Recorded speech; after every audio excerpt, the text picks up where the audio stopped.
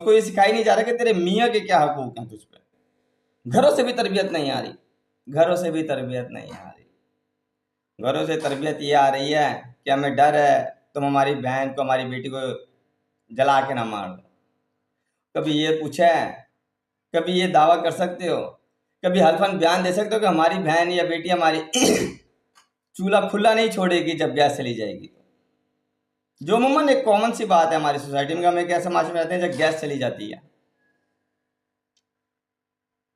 पता लगता है वो गैस आ गई है, और एकदम जो अनजाने में जाके तीली लगाई चूल्हा जलाने के लिए, तो किचन ही भड़क गया।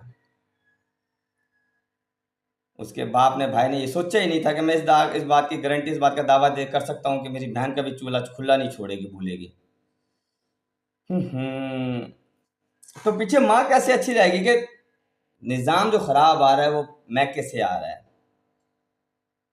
और हजूर अकरम सल्लल्लाहु अलैहि वसल्लम की हदीस याद आ गई मुझे, कमी पेशी अल्लाह पाक माफ़ करें, कि अगर फातिमा चोरी करेगी